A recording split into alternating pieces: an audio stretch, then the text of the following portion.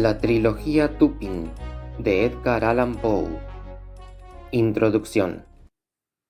C. Auguste Dupin es el principal protagonista de 3 cuentos escritos por Edgar Allan Poe: Los asesinatos de la calle Morgue, o también Los crímenes de la calle Morgue, El misterio de Marie Rogêt y La carta robada. En estos 3 cuentos, y también en otro llamado El escarabajo de oro, que tiene otro juego de protagonistas de los cuales el principal es William Legrand, Poe ha escrito sobre la inteligencia y el análisis, y sobre las probabilidades y el azar, con un enfoque muy interesante porque el detective más famoso, Sherlock Holmes, le dedica a esos temas un enfoque de, más bien, ciencia aplicada, y de hecho Sherlock combina la teoría con la práctica más que lo que Dupin lo hace en sus 3 cuentos, porque Holmes hace mucha más investigación de campo, además de que, aunque es dicho que Holmes resuelve casos sin salir de su casa, en la mayoría de los que cuenta Watson, su investigación de campo, que es muy superior por lo regular a la de la policía, es fundamental para obtener los datos necesarios para descubrir o demostrar. Dupin, por su parte, explica sus razonamientos desde un ángulo que no sé si llega a calificar de epistemológico, pero al menos creo que esta palabra da la idea general. Los asesinatos de la calle Morgue, publicado en 1841, es el primero de los cuentos de Poe que llamó de raciocinación, ratiocination en inglés, y que protagoniza C. Auguste Dupin, quien en el futuro sería conocido como un personaje precursor de Sherlock Holmes debido a la fama mayor que el último alcanzó, dentro de lo cual también debe de haber influido que Holmes aparece en muchas más historias, además de en 4 novelas, y por eso quizá haya muchos que crean que el detective británico fue el primero de este tipo de personajes, pero hay al menos uno anterior a él, Dupin. Dice al respecto la sección de novela policíaca de la web de la Biblioteca Nacional de España: está generalmente aceptado que, aunque sus antecedentes se remontan más atrás en el tiempo, el género policíaco como tal nació en el siglo XIX de la mano de Edgar Allan Poe, al crear al detective Auguste Dupin en su relato Los crímenes de la calle Morgue. Dupin fue el primer detective de ficción, el cual sirvió de modelo a Arthur Conan Doyle para dar vida al más famoso detective de todos los tiempos, Sherlock Holmes, que constituye por excelencia el protagonista arquetípico de las novelas policíacas. Fin de cita. Esos antecedentes de más atrás en el tiempo probablemente sean Zadig o el libro del destino, de Voltaire, donde el filósofo Zadig describe a un perro basándose en sus huellas en la arena, y Poe menciona a Zadig en un cuento posterior, Hop Frog. A su vez, probablemente Voltaire se basó o inspiró en el antiguo cuento persa de los 3 príncipes de Serendip, de donde también viene la palabra serendipia, y en donde un camello está escrito por un príncipe que nunca lo ha visto. Sin embargo, aunque sea correcto llamar a Dupin precursor, dado que sirvió de inspiración a Conan Doyle para crear el más famoso Sherlock Holmes, el término podría tener adherido en las mentes de muchos un aire de precariedad, o de rudimentariedad, o de inacabado. No obstante, en este cuento en el cual Poe funda el género de detectivismo, o policíaco, o criminal, o alguna otra denominación en esa línea, Dupin no es algo inacabado, ni rudimentario ni precario, sino un genio excéntrico que busca la verdad mediante el análisis. Los asesinatos de la calle Morgue. Los primeros párrafos del cuento comienzan directamente hablando de la inteligencia, y ya desde su epígrafe. ¿Qué canción cantaban las sirenas o qué nombre adoptó Aquiles cuando se ocultó entre las mujeres, aunque cuestiones intrincadas, no están más allá de toda conjetura? Sir Thomas Browne, un burial. Tras esto, habla el narrador participante anónimo. Podríamos decir que es un Watson anónimo que habla menos que el Watson sherlockiano, sobre cómo las características de la inteligencia calificadas de analíticas constituyen, al utilizarlas quien las posea en alto grado, una fuente de gran placer para éste, incluso en las cuestiones más triviales, y que probablemente estas facultades se vigoricen con el estudio de las matemáticas, y en especial del análisis matemático, aunque Dupin en la carta robada negará la validez universal de la razón matemática. Pero aquí hace una distinción importante. Calcular no significa por sí mismo analizar, y señala cómo en el juego de las damas un jugador ejercita más el análisis que el mero cálculo en comparación con un jugador de ajedrez, dado que en este último juego se toma por profundo, un error bastante común, lo que es complejo. Esto debido a las muy diversas posibilidades de movimientos de las piezas, que requieren de una gran concentración para no cometer un desliz, y es la capacidad de concentración alta e ininterrumpida, entonces, lo fundamental. Mientras que en las damas, al ser un juego mucho más simple, se requiere de una mayor agudeza y un jugador se ve obligado a penetrar en el espíritu de su oponente para descubrir cómo forzarle a cometer un error. En el mismo sentido habla luego del whist, un juego de cartas. La destreza en el whist implica la capacidad de triunfar en todas las empresas más destacadas en que una inteligencia luche por otra. Luego, todo esto es antes de siquiera mencionar a Dupin, hace el narrador otra importante distinción. Cita: no debe confundirse el poder de análisis con el simple ingenio, pues mientras el analista es necesariamente ingenioso, el ingenioso es a menudo notablemente incapaz de análisis. La capacidad de deducción y de combinación, a través de la cual suele el ingenio manifestarse y a la que los frenólogos, creo que erróneamente, han asignado un órgano separado, suponiéndolo una facultad primitiva, se ha observado con tanta frecuencia en sujetos cuyo intelecto bordeaba por otra parte la idiotez, como para atraer la atención general de los tratatistas del carácter. Entre el ingenio y la capacidad analítica existe una diferenciación aún mayor que entre la fantasía y la imaginación, si bien de una naturaleza casi estrictamente análoga. Se descubrirá, de hecho, que el ingenioso es siempre fantasioso y el verdadero imaginativo es analítico. Fin de cita. Posteriormente, sí se presenta a Dupin y se cuenta cómo se inmiscuye de golpe en los pensamientos del narrador tras haber caminado unos 15 minutos en silencio, algo que Sherlock Holmes, en Estudio en Escarlata, califica de muy petulante y superficial, aunque en un cuento posterior él mismo lo hace con Watson para demostrarle que también podía hacerlo. La clave en ambas situaciones era, especialmente, seguir los ojos del otro para trazar conexiones por las cosas que observa y las expresiones faciales que éstas le provocan. El crimen del cuento en cuestión trata de que un brutal doble asesinato ha sido cometido en París, con inexactitudes por parte de Poe de la geografía parisina. Charles Baudelaire, a quien le gustaba Poe y a quien no le impidieron disfrutar estos errores las historias, dijo en su traducción del cuento al francés que era obvio que Poe nunca había visitado París. La policía, desconcertada ante el enigma del asesinato en la habitación cerrada por dentro, más que nada por hacer algo, detiene a la última persona conocida que vio con vida a las víctimas, un conocido de Dupin que le había prestado un servicio anteriormente y se interesa en el caso al leer sobre él en los diarios.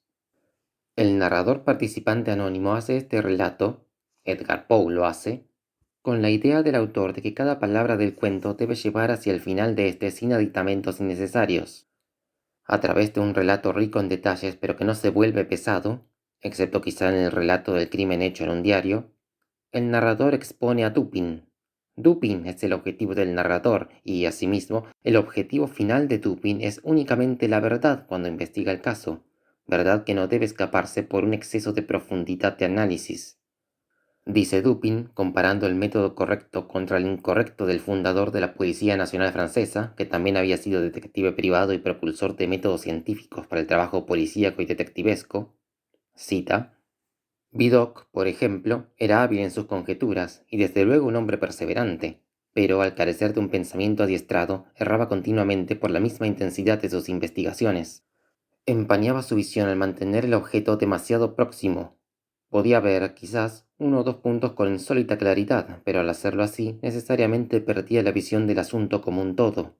Y es que existe algo que podemos llamar exceso de profundidad. La verdad no está siempre en un pozo. De hecho, creo que el conocimiento más importante es invariablemente superficial. La profundidad yace en los valles donde lo buscamos, y no en las cumbres de las montañas donde se encuentra. Las formas y las fuentes de este tipo de errores también tipificadas en la contemplación de los cuerpos celestes. Al mirar una estrella de reojo, al observarla con una mirada de soslayo, girando hacia ella las zonas exteriores de la retina, más sensibles que la interior a las impresiones de luz más débiles, se la capta con mayor nitidez, se tiene la mejor perspectiva de su brillo, un brillo que se empaña a medida que centramos nuestra visión totalmente sobre ella. En este último caso, caen realmente sobre el ojo un gran número de rayos, pero en el primero hay una capacidad de captación más refinada. Por una profundidad indebida perturbamos y debilitamos el pensamiento, y es posible hasta borrar al propio Venus del firmamento si lo miramos de modo demasiado sostenido, demasiado concentrado o demasiado directo. Fin de cita. Calcular no significa por sí mismo analizar. No se debe tomar por necesariamente profundo lo que es complejo, y no se debe caer en un exceso de profundidad para no empañar el pensamiento. Esta síntesis de los conceptos vistos conforma principios para crear la actitud mental de un investigador, pero digo investigador en un sentido muy amplio, pues todos nos enfrentamos a problemas o enigmas de diversa índole regularmente. Es lógico que no cada minuto de cada día lo pasa uno investigando, aunque el cerebro incluso pasivamente recaba información que puede llegar a ser investigativamente útil. Pero me refiero que hay momentos en que las acciones decididas se desprenden casi por completo de la actitud investigativa, dado que tal desprendimiento es necesario para enfocarse en el aquí y ahora de una acción específica y ejecutarla correctamente. Por ejemplo, un cirujano que está operando no tiene que tener una actitud investigadora, sino ejecutiva. Solo si ocurriera un imprevisto, un absoluto, del tipo que ni siquiera estaba contemplado como riesgo posible, sería necesario cambiar brevemente de actitud para hacer una rápida investigación, puramente mental y aún con el escalpelo en la mano, sobre qué puede estar ocurriendo y cómo resolverlo, recurriendo a los conocimientos que de su estudio y experiencia tiene a su alcance en ese momento determinado. Ahora bien, no debe confundirse el evitar caer en el exceso de profundidad con no seguir una línea hasta las últimas consecuencias, dice Dupin. Ahora, habiendo llegado a esta conclusión de forma tan inequívoca como lo hemos hecho, no podemos, como razonadores, rechazarla basándonos en imposibilidades aparentes.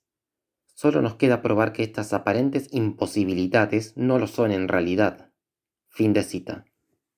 Si bien Dupin decidió investigar el crimen para entretenerse y ayudar a su conocido que estaba injustamente detenido, que su objetivo final sea la verdad, "My ultimate object is only the truth", refiere a su método cuando dice respecto a una parte específica de su razonamiento que un abogado habría de hacer otra cosa, pero que mientras esa pueda ser la práctica de la ley, no es la de la razón. Dupin, entonces, llega a la verdad por confiar en la razón, en la cadena de razonamientos que empieza a elaborar desde su primer acercamiento al caso a través de los diarios, y es por confiar en la razón que sigue adelante en el punto en el que la policía se detuvo en la investigación de la escena del crimen. Un clavo en una ventana, de una forma que Sherlock Holmes expresaría como: cuando se ha eliminado lo imposible, lo que quede, por improbable que parezca, imposibilidades aparentes las llamó Dupin, debe ser la respuesta. La policía sí cayó en la imposibilidad aparente debido a la falta de un razonamiento que sostuviera su búsqueda, pues solo habían buscado por buscar qué podían encontrar, mientras que Dupin, cita, había rastreado el secreto hasta sus últimas consecuencias y éstas estaban centradas en el clavo. Tenía, como dije, en todos los aspectos la misma apariencia que su gemelo de la otra ventana. Pero este hecho era totalmente nulo, por muy concluyente que pudiera parecer, frente a la consideración de que aquí, en este punto, terminaba la pista. Algo debe estar mal en este clavo, me dije. Fin de cita. Efectivamente, algo estaba mal con el clavo, pero fue el método de Dupin el que le permitió que ni siquiera se frustrara un momento cuando se topó con la posteriormente demostrada aparente imposibilidad. Empero, este control emocional, aunque beneficioso, es en realidad secundario, porque sería posible que ante la imposibilidad aparente a uno le nacieran espontáneamente las dudas sobre si habría o no cometido un error en su razonamiento o en si habría alguna premisa que no hubiera tenido en cuenta. Lo importante es no dejar que esas dudas pasen de hacer que uno revise su razonamiento y que no le impida seguirlo hasta sus últimas consecuencias.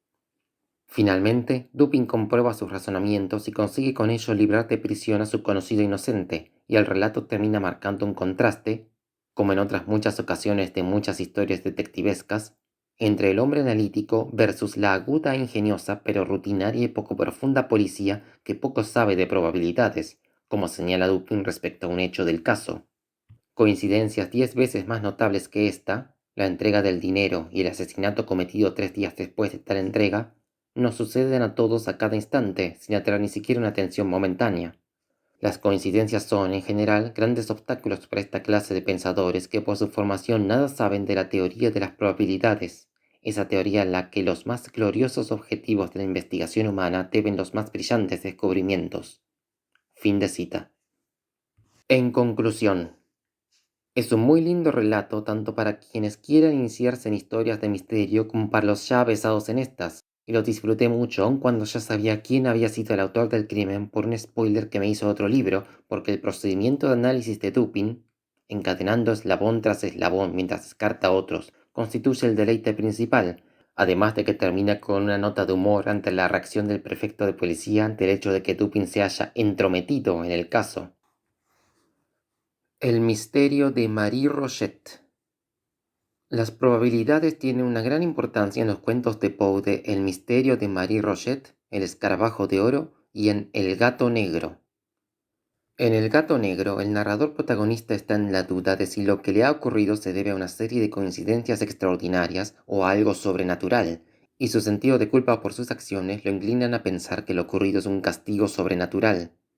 En El escarabajo de oro, William Legrand, amigo del narrador y quien tiene la iniciativa en la historia, reconoce que la búsqueda del tesoro que realizó solo fue posible debido a una serie de coincidencias extraordinarias que le hicieron descubrir la pista primaria por accidente. En El misterio de Marie Rogêt, navegar en el mar de las probabilidades es en lo que consiste el largo discurrir de Dupin, navegación que hace a partir de toda la información que suministran los periódicos para resolver un caso cuya dificultad estriba en que es uno mucho más común que el de la calle Morgue. Así, el narrador comienza. Pocos habrá, aun entre los pensadores más serenos, que no se hayan visto en ocasiones sorprendidos al ver que, de modo vago pero inquietante, creían a medias en lo sobrenatural, a causa de coincidencias de un carácter tan aparentemente maravilloso que el intelecto era incapaz de aceptarlas como meras coincidencias. Tales sentimientos, pues las semicreencias de que hablo jamás tienen la fuerza total del pensamiento, tales sentimientos difícilmente se logran sofocar por completo, a menos que se acuda a la doctrina del azar, o como técnicamente se la denomina, al cálculo de probabilidades. Mas tal cálculo es, en su esencia, puramente matemático, y así nos vemos ante la paradoja de que haya de aplicarse lo más estrictamente exacto de la ciencia a la vaguedad y la espiritualidad de lo más intangible del campo de la especulación. Fin de cita. El segundo caso de los tres que conforman las historias de Sir Auguste Dupin fue escrito alrededor de un año después del primero, en 1842, publicado en 3 partes, y en la ficción han pasado unos 2 años desde la investigación de los asesinatos de la calle Morgue, y más o menos un año después de que el protagonista anónimo amigo de Dupin relatara el caso al público. El narrador hace notar que después de que Dupin esclareció ese caso sin contar exactamente cómo, este se había hecho famoso entre las fuerzas policiales, y no fueron pocos los casos en los que la prefectura hizo intentos de contratar sus servicios. Es además muy destacable de esta historia cómo y por qué fue creada. Con ella, Poe procura resolver un caso real, el de Mary Cecilia Rochers, asesinada en los alrededores de Nueva York, y que permanecía sin resolver cuando Poe escribió el relato, y lo escribió siguiendo los hechos esenciales del caso verdadero y estableciendo paralelismos en el resto, y sin más información que la de los diarios que el autor pudo conseguir. Y en la nota después del final de la historia en medición dice: la confesión de 2 personas, una de ellas la Madame Deluc de la narración, en periodos diferentes bastante posteriores a la publicación, confirmaron no solo la conclusión general, sino absolutamente todos los principales detalles hipotéticos por los que tal conclusión se obtenía. Fin de cita. Notablemente, aunque Poe no resolvió el misterio real, sí estableció firmemente 3 afirmaciones sobre el caso. No hubo una pandilla involucrada. Liberó de sospecha al real John Anderson, que es el ficcional LeBlanc, y señaló el descubrimiento de las ropas de la fenecida semanas después de la tragedia como algo diseñado por alguien y no que éstas hubieran estado donde se encontraban todo el tiempo. Para posteriores ediciones, Poe revisó el manuscrito y agregó o quitó algunas cosas para hacerlo coincidir más con el caso real de acuerdo a la información nueva que había surgido, y de allí la nota sobre la confesión de 2 personas, pero mientras que la de la Madame Deluc de la narración ocurrió en la realidad, no parece haber existido más que en la ficción una segunda persona. El caso. En esta ocasión, el prefecto de policía G hace un acuerdo económico inespecificado con Dupin, relativo a la recompensa ofrecida por resolver el caso para obtener su ayuda. Posteriormente, el narrador se hace con todos los diarios e informes policiales sobre la desaparición y asesinato de Marie Rogêt, y tras su lectura Dupin comienza su análisis comparando lo ordinario del presente caso con lo extraordinario del de la calle Morgue, y luego, enfocándose en el caso en sí, empieza por asegurarse de la identidad del cadáver, algo que algunos periódicos ponían en duda, únicamente mediante conocimientos y análisis, palabra que no es redundante repetir, al igual que en el primer cuento. En medio de su análisis, además, Dupin examina los periódicos de un modo aún más amplio de lo que lo había hecho su amigo, en busca de sucesos colaterales que por su aparente falta de relación con el caso hubieran sido pasados por alto. Dice así: según la táctica que yo propongo, hemos de dejar a un lado las cuestiones centrales de esta tragedia y concentrar nuestra atención en sus alrededores. Uno de los errores más usuales en una investigación como esta es el de eliminarla a lo inmediato con total menosprecio de los sucesos colaterales o circunstanciales. Los malos usos de los tribunales se limitan a confinar las pruebas y las discusiones dentro de los límites de lo aparentemente relevante. Sin embargo, la experiencia ha mostrado, y una buena lógica mostrará siempre, que una gran porción de verdad, quizás la mayor, brota de lo que en apariencia es irrelevante. La historia del conocimiento humano ha mostrado de forma tan ininterrumpida que los sucesos colaterales o incidentales o accidentales han producido los descubrimientos más numerosos y notables, que se ha hecho al fin necesario, cuando se intenta tener una visión progresiva, conceder no un crédito grande, sino el mayor a las invenciones que surgen de la casualidad y absolutamente fuera del nivel de las previsiones ordinarias. No es ya más filosófico basarse en lo que ha sido una visión que en lo que ha de ser. El accidente se admite como una parte de la subestructura. Hacemos la casualidad objeto de cálculo preciso. Sometemos lo imprevisto y lo inimaginado a las fórmulas matemáticas de las escuelas. Fin de cita. Como ejemplo de lo que dice Dupin, pienses en el descubrimiento accidental de la penicilina por Alexander Fleming. El accidente que causó que un hongo destruyera las bacterias que estaba estudiando fue posible porque estaba estudiando las bacterias en primer lugar, y que ocurran accidentes es parte de la condición humana porque la concentración y la atención no son constantes, sin mencionar factores azarosos que sean externos a los propios investigadores. El Chevalier, con sus hallazgos, que a su amigo le parecen a primera vista irrelevantes, continúa elucidando el misterio hasta el punto en que él y su amigo deben pasar a la acción para identificar a su sospechoso por su nombre. A partir de aquí, solo se menciona que se obtuvo el resultado deseado y que el prefecto G cumplió con su parte, tras lo cual el narrador cierra el relato volviendo al tema con que lo había iniciado, el cálculo de probabilidades y las coincidencias, conocimiento fundamental del análisis de Dupin. Dice el narrador: se comprenderá que hablo de coincidencias y de nada más. Respecto a la última parte de la suposición, el paralelismo entre el caso de Marie Roget y el de Mearo y Cecilia Rogers, ha de tenerse en cuenta que la más ligera variación de los hechos de los dos casos podría llevar a los más graves errores, al separar totalmente las dos series de acontecimientos. Igual que en aritmética un error que, por sí mismo, podría considerarse despreciable, produce al final, a fuerza de multiplicarse en todos los puntos del proceso, un resultado muy distinto del verdadero. Y en cuanto a la primera cuestión, hemos de tener en cuenta que el mismo cálculo de probabilidades al que me he referido impide toda idea de extensión del paralelismo, la impide vigorosa y decididamente justo en proporción a la extensión y exactitud de dicho paralelismo. Es esta una de esas proposiciones anómalas que, dirigiéndose en apariencia a un pensamiento por completo al margen de las matemáticas, solo un matemático puede resolver cumplidamente. Por ejemplo, nada es más difícil que convencer al mero lector de que el hecho de que hayan salido dos veces sucesivas seises en el juego de los dados es causa suficiente para apostar a que será muy improbable que salgan en una nueva jugada. Una sugerencia de este género es usualmente rechazada de plano por el intelecto.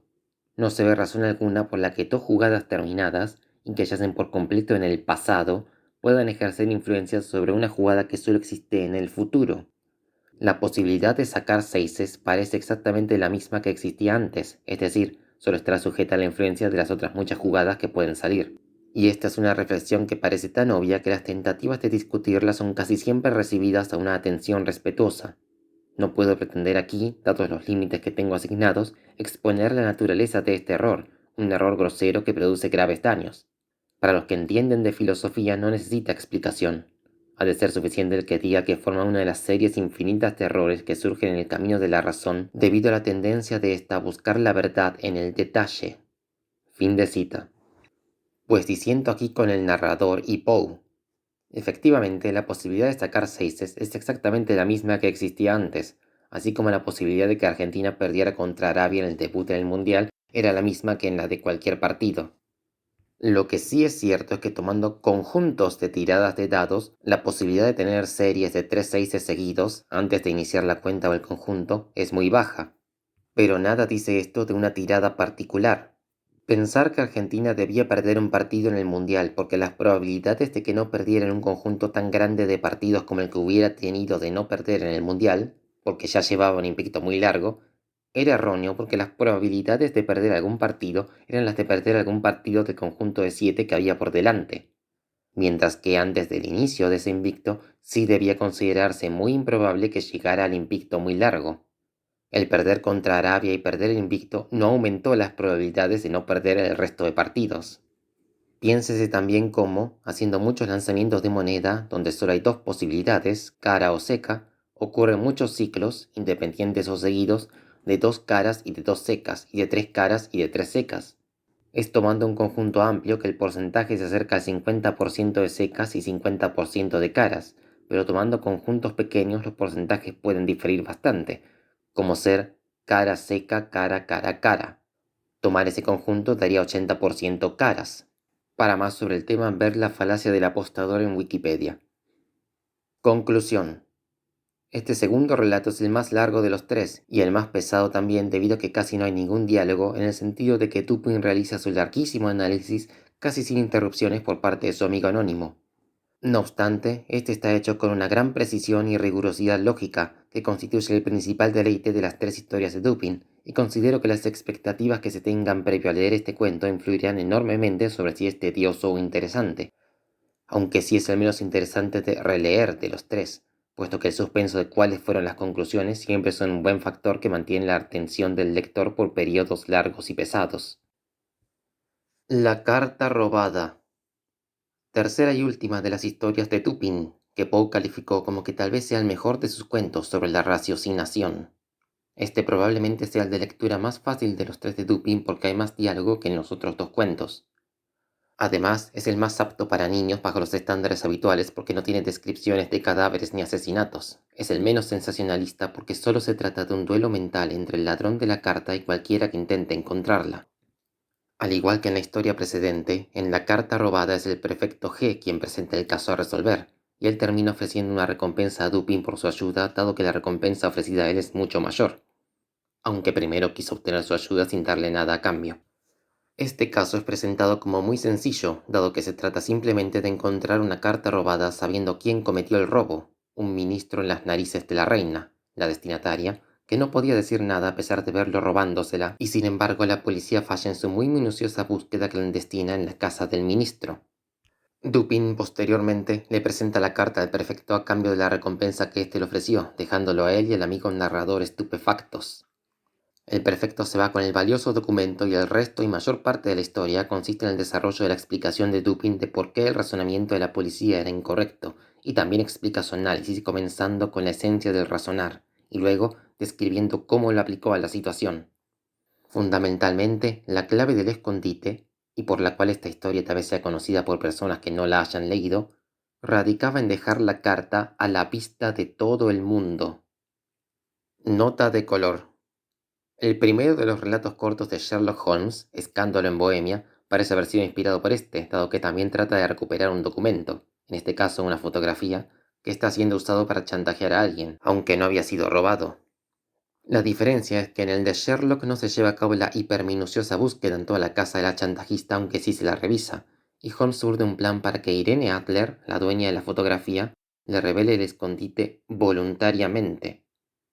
Y con esto termino con la trilogía Dupin de Edgar Allan Poe, agregando que tengo otra reseña en el canal de un libro llamado La sombra de Poe, donde tras la misteriosa muerte del escritor, el abogado protagonista amante de sus obras busca al verdadero Dupin, para el cual hay dos candidatos que compiten entre sí para resolver el enigma de la muerte de Poe. Adiós, y recuerden que la vida es infinitamente más extraña que cualquier cosa que pueda inventar la mente humana.